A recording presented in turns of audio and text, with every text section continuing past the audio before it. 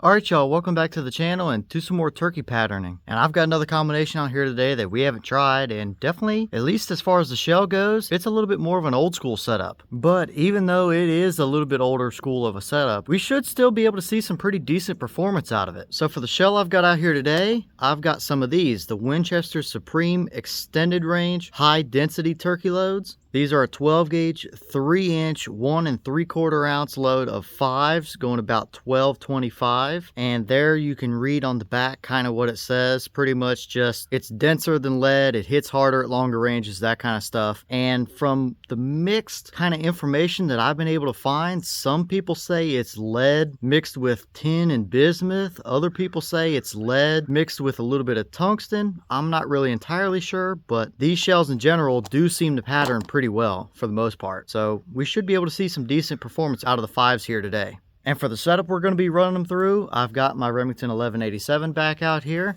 with this choke, and it's been a little while since we've seen it, but this is the TRUGLO Gobble-Stopper Xtreme turkey choke. It is a 665 constriction, and from testing, 5-shot typically likes the 665 range, and this choke has shown some good performance before with lead loads, so hopefully these two go together and we get a pretty decent pattern today. But as for the test, it's going to be the same as we usually do it. I have the turkey target set up down there at 40 yards. I also have the chronograph, so we'll be able to see our speed and how close it is to the box posted velocity. So let's get you guys to view this turkey target, and I'll head up and take the shot. Then we'll take a look at our chrono, and then we'll go down range and see how they did. So let's head over here and shoot them and see what these old Winchester Supreme High-Density 5s can do.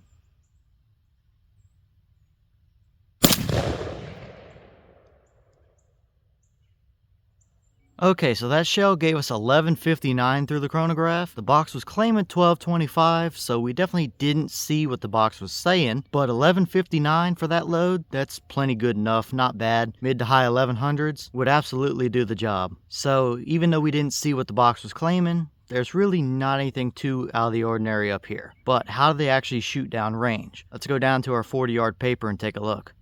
Alright, so now we're down range here at our 40-yard target, and this is what we got. Now, we do absolutely have a dead turkey there. There's 3 or 4 in the brain and a couple more down the spine. And there's a really interesting little ball of shot right there in the neck. There's like a good 6 or 7 of them just clumped right there in one tiny little spot.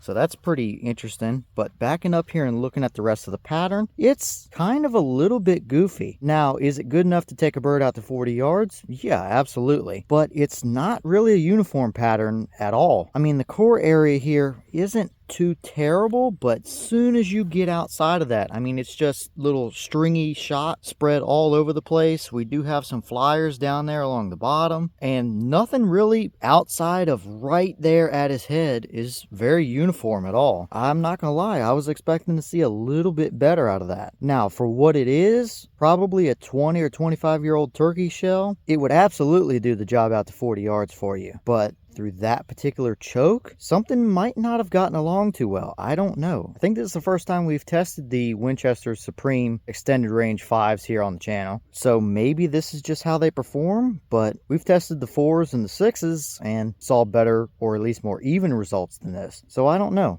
I'm leaning more towards just trying a different choke and seeing what we get there. But overall here, I mean, is it a terrible pattern? No, but is it a uniform or an even pattern? No, it's also not that either. I think we should do some more testing with it and see what else we can get out of it. Okay, and here's the wad out of that shell, and right off the bat, not really anything too special to see. Nothing stuck down in there. It peeled open almost perfectly evenly. There's no rips or tears or anything like that. And for those of you who have never, shot one of these or played around with the wads in these are essentially Longbeard XR wads. They're extremely, extremely similar. But it makes sense considering that these were one of the predecessors to the Longbeard XR load. So very similar here. But in this case, not really anything too special to take note of on this one. That would lead to why our pattern kind of looks a little bit splotchy and uneven like that.